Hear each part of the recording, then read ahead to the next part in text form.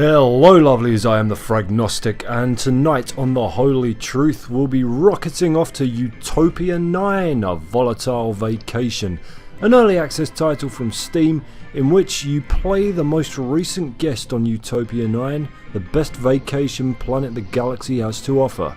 But when you arrive, nothing is as promised. Well, there's a pain in the peanut packet we can all relate to. Coming back from Germany, had to use Frankfurt Airport. Where is Terminal 1? I asked Erna. She points in one direction. I trust her judgment. 20 minutes later, I've been swallowed by a labyrinth so dense that I've abandoned my luggage in case I need to flee a fucking minotaur. Good fucking lord. I like Germany, but if I'm on a plane and I hear the pilot announce that we're coming into Frankfurt, I will jump. I will take my fucking chances, because I'm certain that the only reason I got out of that airport alive is because its resident maze beast had devoured enough disorientated travellers for one day.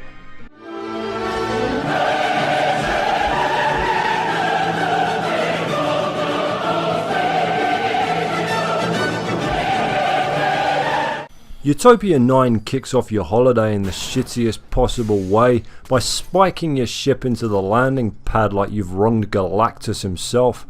It's not long before you run into a couple of other former vacationers that have been twisted into violent gun-toting mutants.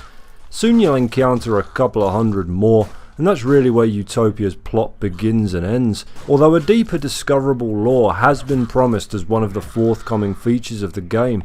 So for now, let's just look at how enjoyable it is to shoot purple aberrations in the face. You start the game with a pistol and a suitcase, easily observable from your top left loadout display, the latter of which you can use to beat the shit out of any violet mouth breathers that get in your face. WASD gets you around the environment with the mouse controlling both of your weapons and your crosshair, and the spacebar takes up its regular duty as your jump button, which you'll only ever use to get over minor bumps in the terrain. As you progress, there are a handful of additional weapons and items to loot, from shotguns to shields, customizable into limited loadouts that you can switch between with the mouse wheel. There's also a smattering of armor lying around to augment your health bar, and I suggest you pick it up because this game chews through your life like flies through dog shit. As with a lot of titles in this genre, the insane rate at which your health depletes, coupled with the fact that there are next to no healing items to be found anywhere, forces you to adopt one tactic and one tactic only for the majority of it. Backpedal like you're trying to pick up girls at the fucking skate park. Enemies will either rush in to beat on you with melee weapons or hang back to get a shot on you, meaning that your best hope of survival is generally to lure them away from their groups. UTOPIA 9 gets far easier later on once you've picked up the devastating shotgun that destroys multiple foes at once and hits them with a gratifying stun effect. But getting out of the opening stages with just the flimsy pistol to your name can be a pube-pullingly painful experience, especially seeing as you get thrown all the way back to the start of the game once you die. More on that particular quirk in a second. Once you reach the end of an area, you're given a branching path so that you can choose where to go next. Different areas feature different weapons and items, so you have the option to chase down energy, shell, or even hand-to-hand weapons if that's what you want. Your endgame lies at the complaints desk of Utopian Travels, where you'll eventually be telling the rocket-spewing, maul-wielding head of public relations Jack Putnam why you feel that his company's policy of turning guests into a genetically modified mob of terror beasts should be made clear at the booking stage. But before you get there, you'll have the chance to empower yourself with Utopia's upgrade tree, which comes in the form of mutations. You can pick from a number of permanent status effects, some of which are absolute necessities, such as anything that allows you to claw back extra scraps of health from discarded liquor bottles and ammo boxes. You earn this privilege by picking up the purple orbs that drop every time you send one of the mutants back to the god that abandoned them, but you'd better pick them up quickly because they're not in the business of hanging around on screen for you to do something as fundamentally crucial as clear the coast of other enemies so you don't get shot to death, which, let me tell you, sure is a great big sack of fucking laughs when everything attacks in packs of 5 and you're forever running the fuck away from them. Here's some solid advice.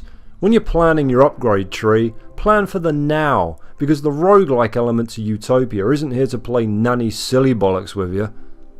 Every time you die you go back to zero. No upgrades, no weapons, no nothing. I mean, alright, that's fine.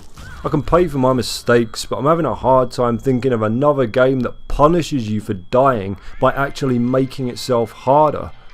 Buddhist reincarnation maybe? If you've been a complete shit stain to everyone you've ever met? Whenever you restart the game by crash landing at the entrance port, you're immediately set upon by a gang of up to 5 enemies, sometimes before you can even find the bearings to hop out of your ship. Unless you come away from this ridiculous battle miraculously unscathed, and I mean miraculously because this bloody pistol, good lord, you better restart and try again, because heading into the next area while you're just about holding your fucking guts in your body might just rank up there with trying to roller skate up Mount Kilimanjaro in terms of sheer feckless futility. I mean, occasionally you'll luck out and your descending ship will smash into one of the purple bastards, but that's really a blessed rarity. It's also not uncommon for the creature that kills you to loot your corpse of weapons and upgrades, thereby turning them into a hulking super beast that you'll have to face on your next journey through the stage. Although to be fair, I kind of like this feature, and you're given the opportunity to avoid them when you choose which path you want to take. At this stage, Utopia 9's core gameplay is solid, if a little uninspired. Aside from the blurb on the store page, there's nothing to really tell me that this is set in a vacation spot, let alone the greatest vacation spot in the galaxy. Your surroundings are mostly just a kind of monotonous looking city, and I think for the game to branch out in the way it wants to, the first priority needs to be to make it far bigger, much more varied and much more involved.